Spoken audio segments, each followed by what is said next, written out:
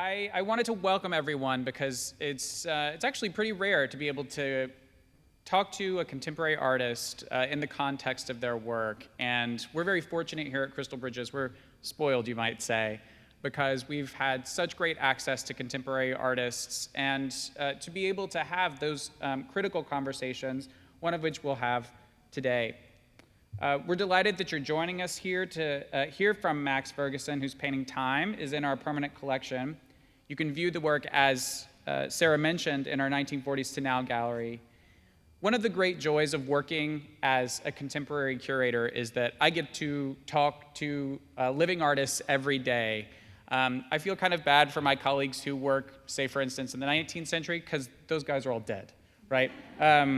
Now, for some curators, that's an advantage, right? I don't have to ask that artist about what the best way is to present their work. But in fact, conversations with contemporary artists give meaning and vivacity and life to what we do here at Crystal Bridges. I think that was demonstrated during State of the Art, and we'll see it here today as well. That painting that sits in our contemporary galleries, called Time, is a very special one. You've probably seen it. It focuses on a singular figure who seems to be solitary, alone in his clock workshop. And it's a lovely rumination on who we are and how time progresses, both for the artist and for the craftsman. We'll hear a little bit more about that painting today. Max Ferguson is based in New York City. He's best known for his realistic oil paintings of vanishing urban scenes in and around New York. In his teens, he would hand-draw animated films and eventually graduated from New York University with a degree in film in 1980. However, while spending a year at an art school in Amsterdam when he was 19, the Gerrit Rietveld Academy, his interest switched from film to painting. After only a few months there, the city of Amsterdam purchased one of his works. He was, and continues to be, greatly influenced by Dutch 17th century Old Master painting. Ferguson's work has been widely exhibited since the 1980s. He's included in the collection of such private collectors as Stuart Lane and Bonnie Comley, and public collections such as the Metropolitan Museum of Art, the British Museum in London, the Museum of the City of New York, and quite proudly, the Crystal Bridges Museum of American Art. So it's with great pleasure that we get to spend time with Max today. Please help me welcome him to the stage, Max Ferguson.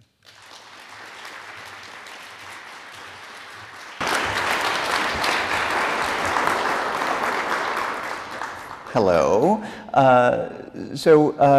Edward Hopper had once said that, quote, if I could say it in words, there would be no reason to paint. So I won't say anything, but actually I will. So this first painting is from 1982. And the reason I wanted to start out with that is that in many ways I consider it my first mature painting. I mean, I was only 22 at the time, but in many ways it sort of set the template for my later work in terms of, on many levels. One, using my father as a model, which is who's my most frequent model, and in terms of urban decay and perpendicularity, et cetera. This next painting is also my dad in the subway. My first series I worked on was called Subterraneans, and it was all people in the subway. And the series was actually going very well on many levels in terms of the work itself and getting attention, et cetera. But after about a year or so, I very consciously made the decision to stop doing that because I didn't really want to be known as Max Ferguson who paints people in the subways. So I moved on from that. And I often do paintings in pairs, pendants, and this obviously is clearly a pendant. That was my dad. This is me. So I don't just paint my parents. We'll get onto other things after. But I do. My work is in many ways essentially autobiographical. So I do tend to use friends and family members as models. And this one's a little sad for me every time I see it because it's. I had taken the photographic studies for this painting in November of 2004. and then 4 months later, both my parents were dead. So it's always a little sad for me. But again, my work is, as I say, autobiographical and very personal. I do believe that with, I think, all the arts, that the more personal you get, the more universal you become. And one of the aspects of my work, I mean, I think you can look at it on different levels, different facets, et cetera. But for me, ultimately, what it comes down to is communication. That if people can relate to it, if it strikes a common chord in them, then I have succeeded. And so it's been one very nice aspect of having the painting time here the last 5 years, is that I get emails from people who've never met me, never knew that clock repair shop, et cetera, but they just say it really speaks to them on an emotional level. There we go. I think probably my 2 favorite comments I've ever gotten about my work from friends. One of them said to me, Max, what your work is about is emotions. And another said that, well, what your paintings are about is empathy. This painting, I had done, when my dad was alive, I had done about 20 paintings of him. And then after he passed away in 2005, I continued to paint him. This was the first painting I did of him after he passed away.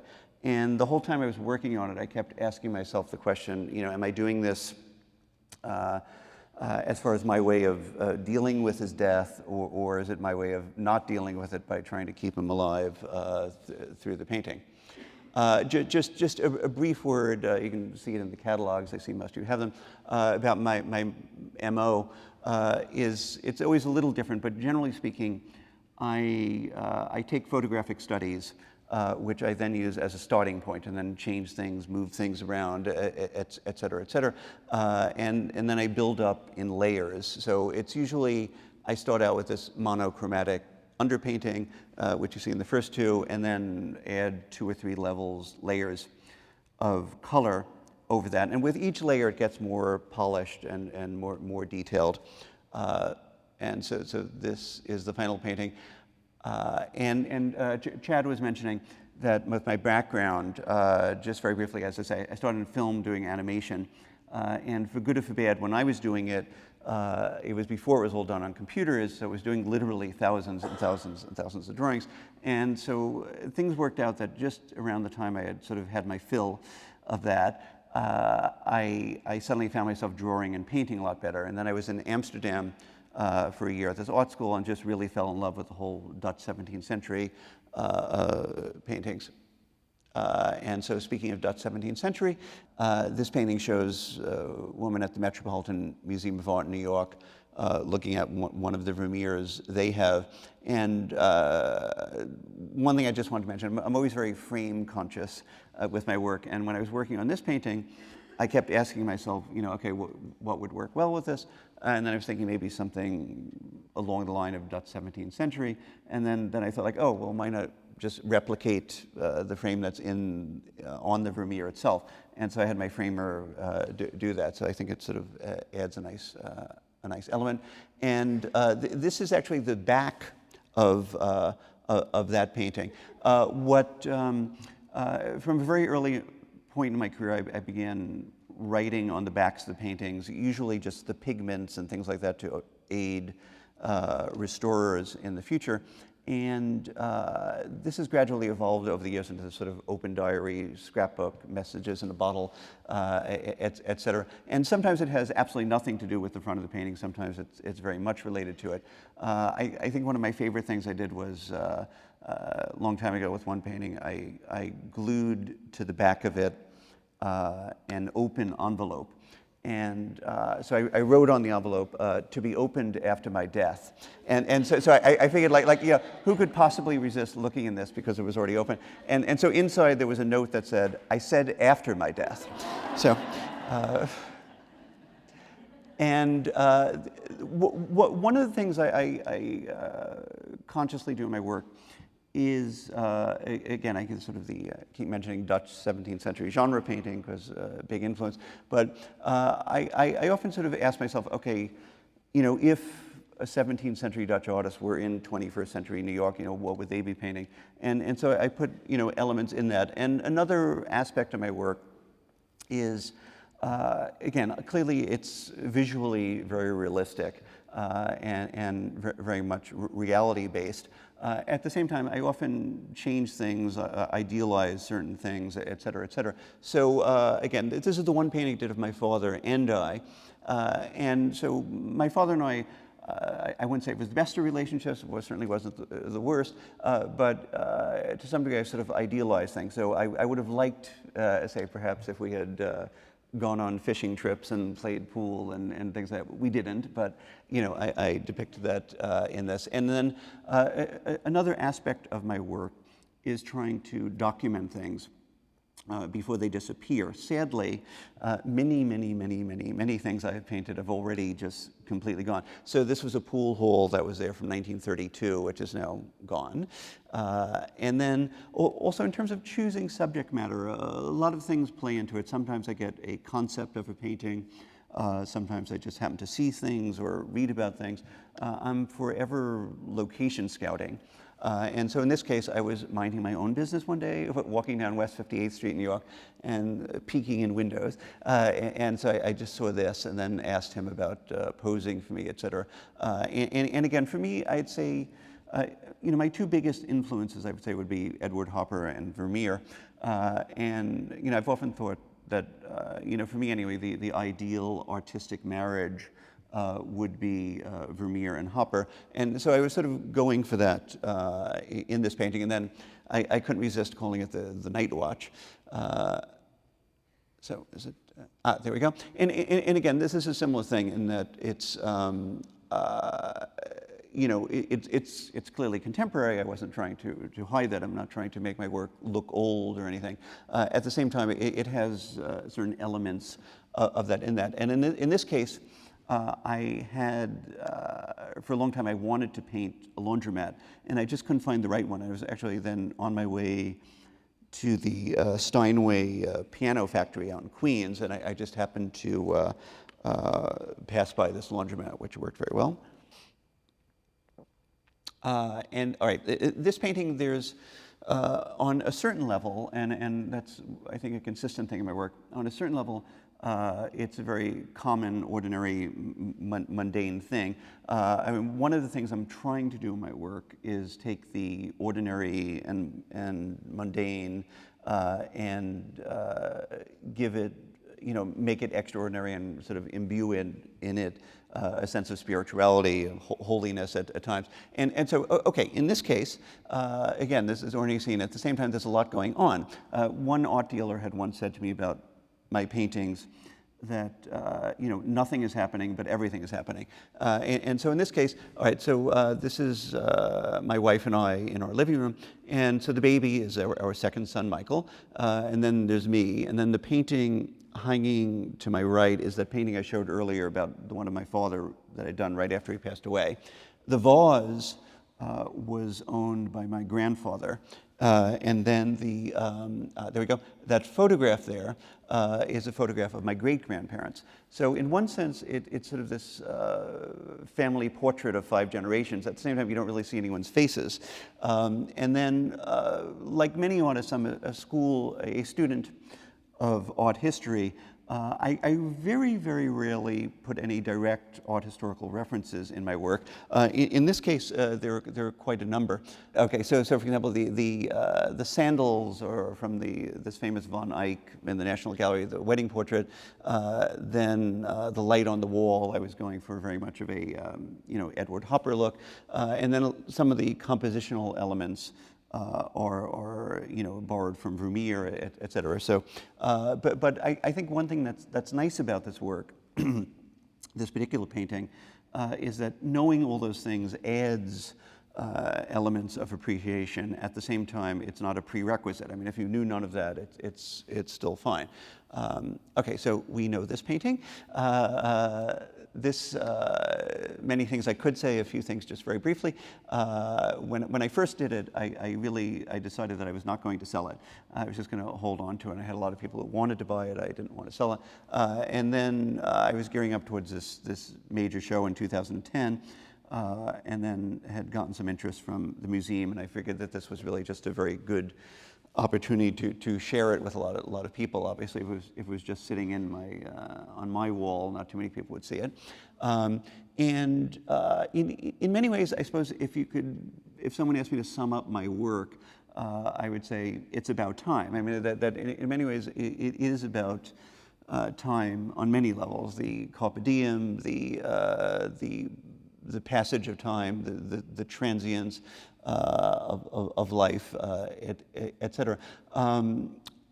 In my work, I think there's an inherent irony that I'm very consciously trying to preserve things, both in terms of disappearing New York, et cetera, and I'm very conservation conscious with the work itself. At the same time, in terms of the imagery itself is often about decay and the passage of time and transience. So there's this sort of ecclesiastical element to the work in terms of that, it's an ecclesiastical futility in my work, in that I'm trying to freeze time, but what I'm painting is a constant reminder that you cannot do that. This painting, in terms of the model, he had actually retired a short time before I did the painting, but I got him back in the shop to pose for me, and I think he's sort of the perfect model. And so this was done when he was around 93, 94. He lived to 95, and so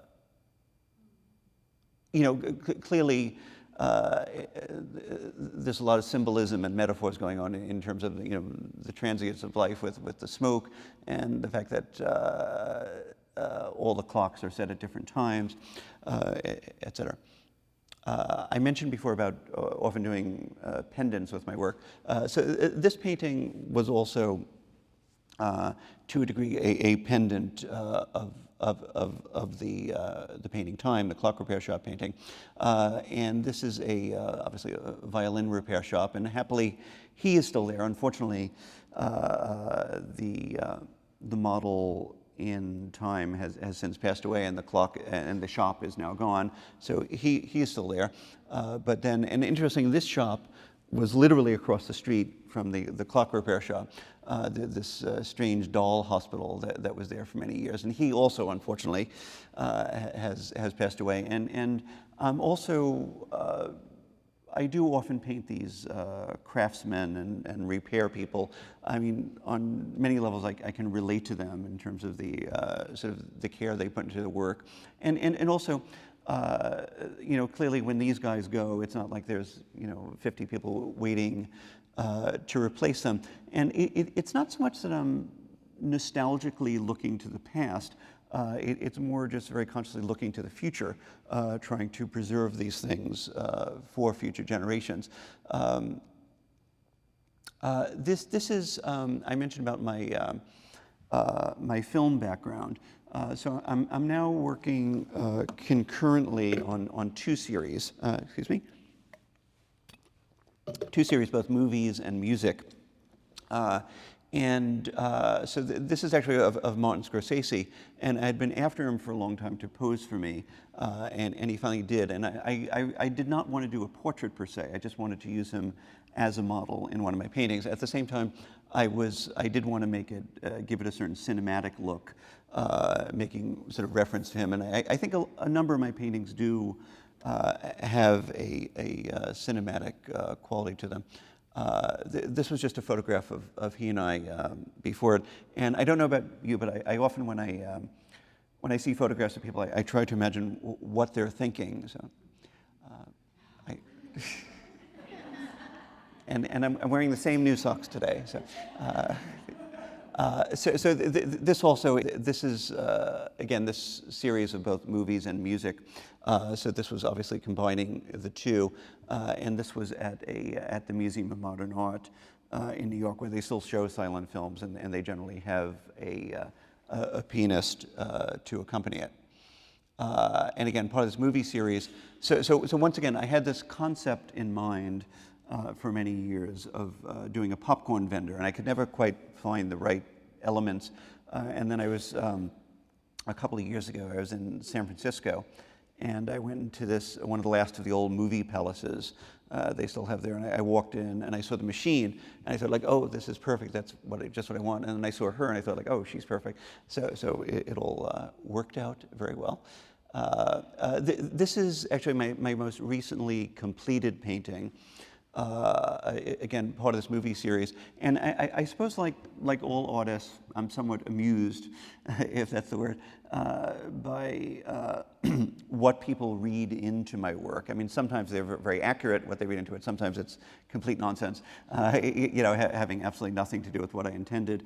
In this case, there were a lot of things going on which were all very conscious. I don't want to go into all of them, but so for example, obviously all the films, this theme of streets and roads, and then I also did them in, of course, those were not the films that were showing at that time. I changed it. Then we also have a chronological order in terms of those films, and also it's geographic order, that La Strada was in Italy, Mean Streets was in New York, and Mulholland Drive was California. And then with the taxis, again, it was sort of a reference to the films of Martin Scorsese with Taxi Driver, et cetera. Okay, and then I want to just show a few more paintings and then sort of wrap up with this part of the talk. One thing I've been doing more consciously in my recent work is in terms of a narrative element. Not in the sense of illustration or telling a specific story, but more presenting the viewer with pieces of the puzzle, and then letting each viewer, from elements of their lives, put it together. And I think what's nice is I think everyone will put it together a little differently and tell their own story, having to do with elements of life. And perhaps it's what I was intending, perhaps it isn't. Perhaps certain things are conscious or unconscious or not, or are. This is a very recent painting, a little out of character. It was actually the son of a collector of mine. And again, I was playing with a number of different things. So it was actually the father's glasses. And then in terms of what's going on in the background, I deliberately left it very vague. I mean, is it a photograph? Is it a painting? Is it a bird? Is it a plane? And then it actually is a photograph, but what I very consciously did in terms of cropping it that way is I made the photograph abstract, but then the rest of the painting is very photographic. So then I want to leave you with this. This is actually what I'm working on now. This is actually all underpainting in progress. And it's the Village Vanguard Jazz Club in New York. And so once again, I wanted to put elements of a story in there, but no specific story, more just leaving the viewer with more question marks than answers. I have a friend of mine is an author named Robert Power, and he had said to me recently that he felt a good story is like a good painting. What it doesn't say is at its heart. And so again, it's sort of like, all right, who are these people? What are they doing here? These musicians in the back, who are they? Are they still alive? And then what the back of the world is this sort of Christmas decoration, all these tinsel. And so it was like, okay, it's Christmas, this, holiday cheer, friends and family, but these two sort of look like they have neither friends nor family. Once again, I'm presenting the pieces of the puzzle. It's up to you to put it together, and appropriately with my painting called Time, I think we're out of time for my part, and now Chad will join me. So. Great.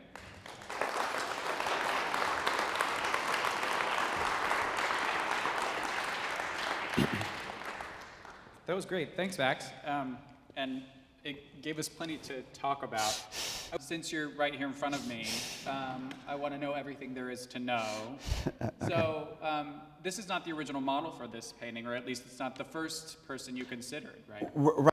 Exactly. I had passed by the shop for probably 20 years. It was on the second floor, and I just never got around to going in there. Or more accurately, to be honest, I'm always a little nervous about asking people to pose for me in photographs, because I find when I approach strangers, it's one or the other. Either they're unbelievably cooperative, or you take my picture and I'll kill you.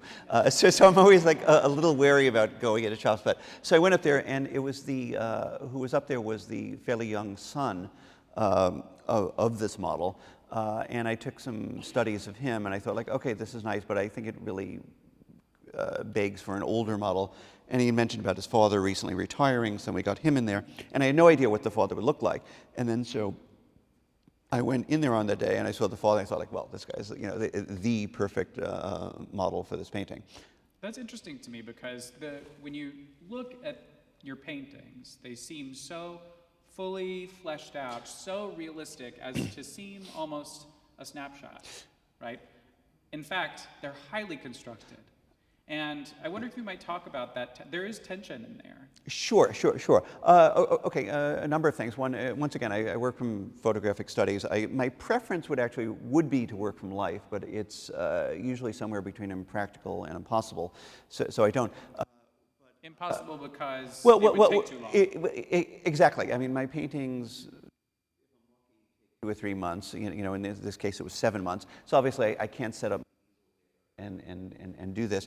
So there's that. As far as the photographs, just very briefly, it's never been my intention that my paintings, quote, look like photographs. It's just, I mean, I think it's, to make a sort of strained or strange analogy, I think, every musician with an acoustic guitar and a harmonica is compared to Bob Dylan.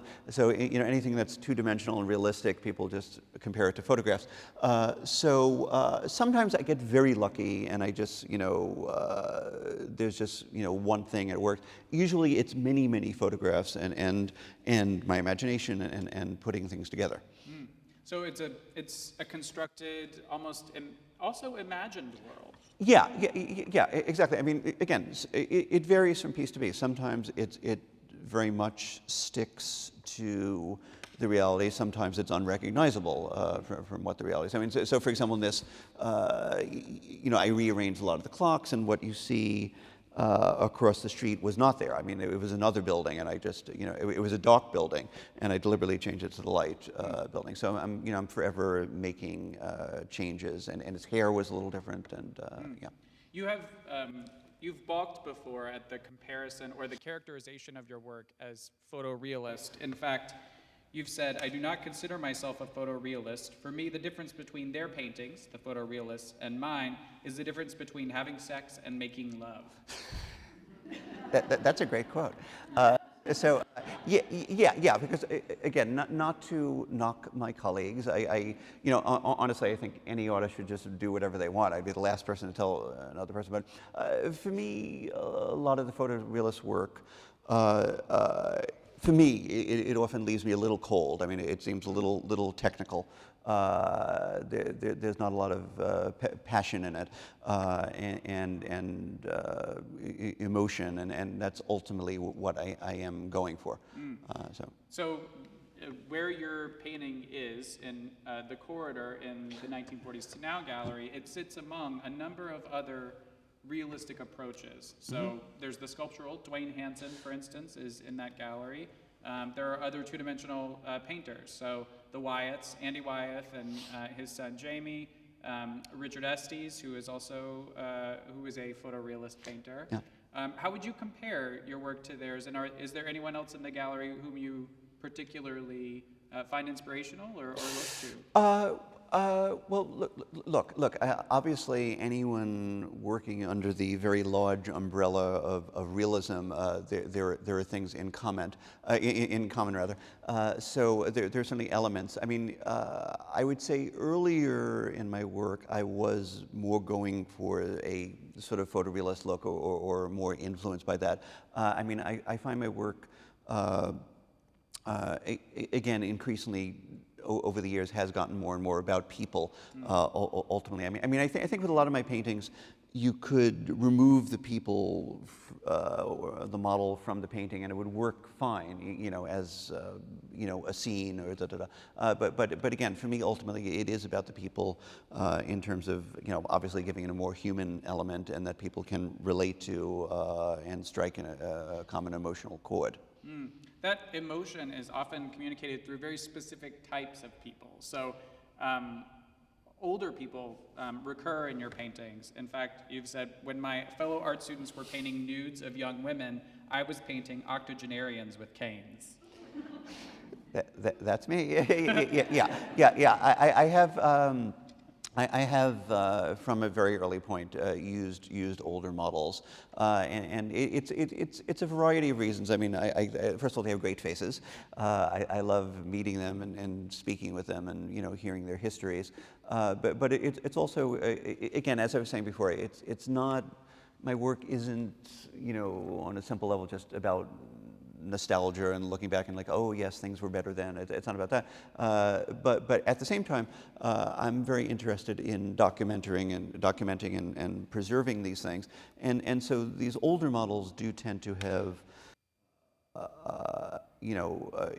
the way they dress, et cetera, et cetera. It conveys the sense of things. I mean, one thing I wanted to mention is that, unfortunately, because I'm often painting these older shops and older models, a very short time after I paint them, either they retire or die or they get evicted or the shop closes. So I was actually thinking of going around collecting protection money from places so that I would not paint them, so that they would stay in business. But there is something about the staving off or the warding off of death, the inevitability of time that must march on, that's inherent to your work. It's almost as though there's some kind of, there's a worry in the work, that a worry not only about our inevitable demise, but the painting's inevitable demise. I was so fascinated when you shared that on the back of your paintings, you described the pigments that you used so that later conservators could bring the painting back, or if it was ever damaged, or that it could be repaired. Do you think that there is an inherent worry in your work? Sure. I mean, look.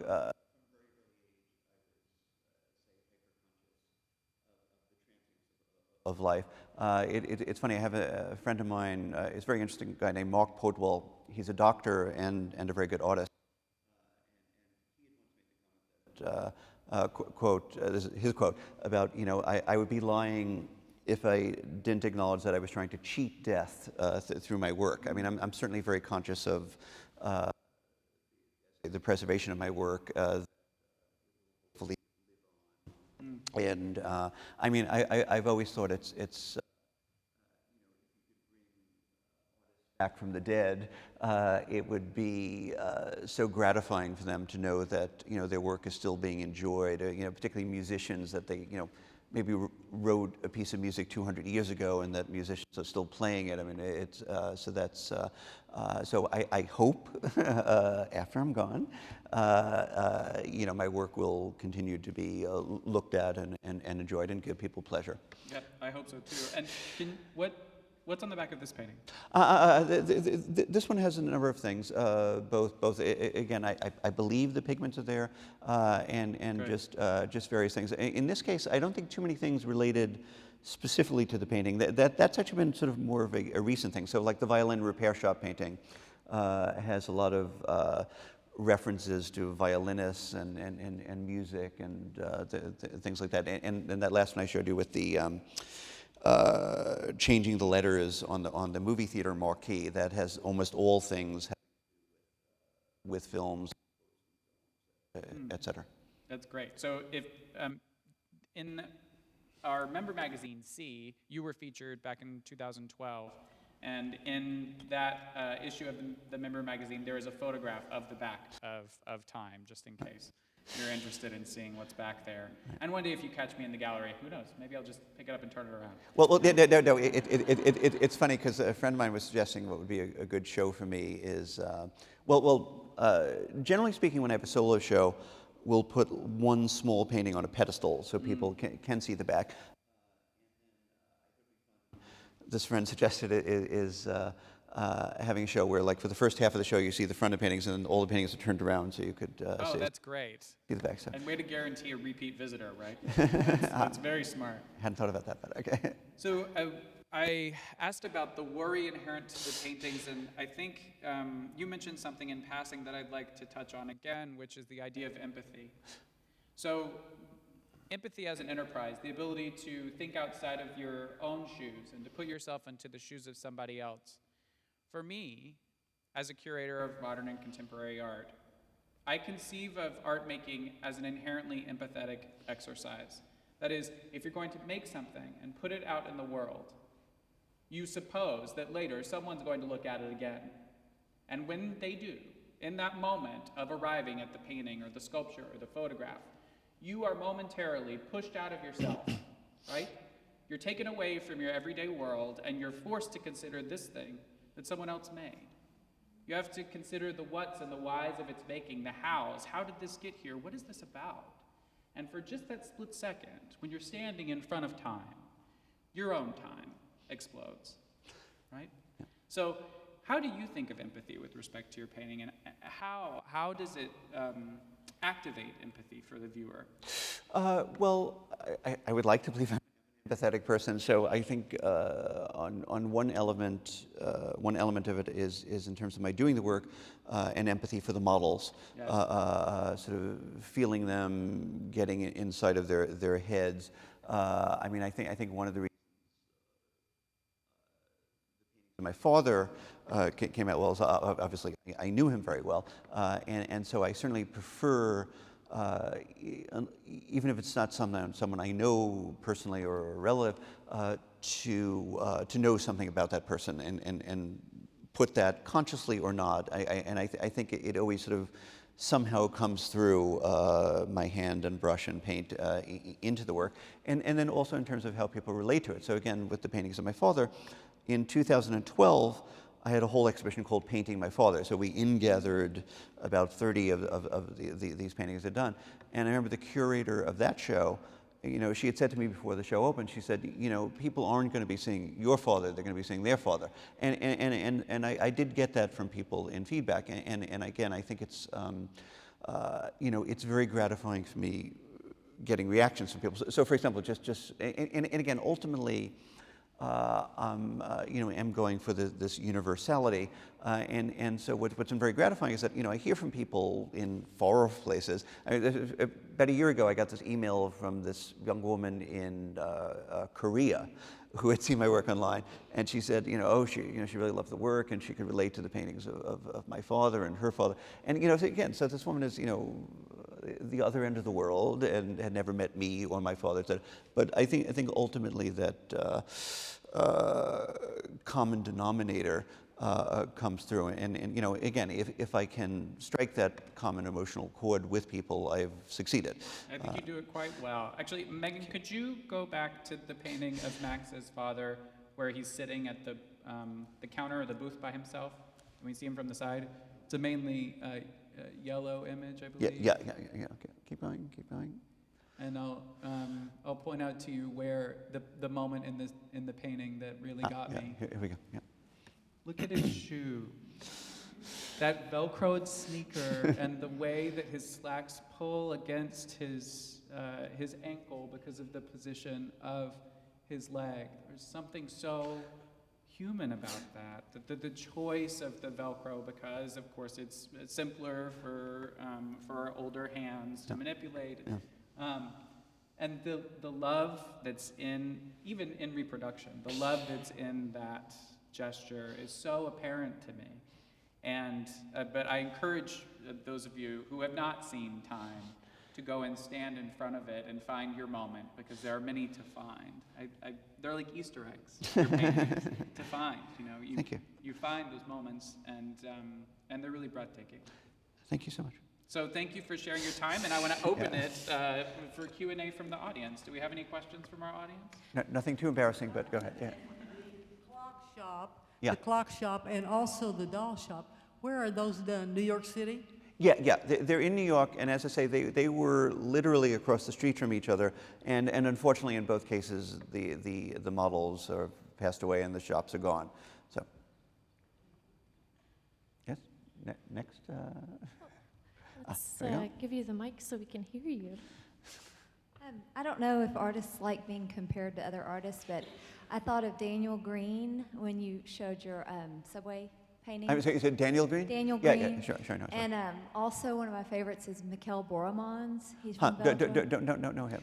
And so I was wondering if you have artists who you meet with on a regular basis who are kind of your team or who can critique your work for you and who you do that for them, and like a community who help you with your ideas and your work. I wish I had more of that, actually. I mean, I do have a couple of close friends who are artists, and I often discuss things with them. But I mean, in terms of hanging out at the cafe and drinking absinthe, unfortunately not that.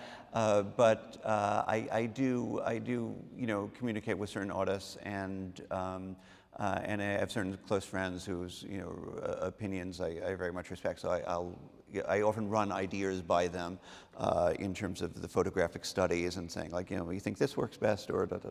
Yeah.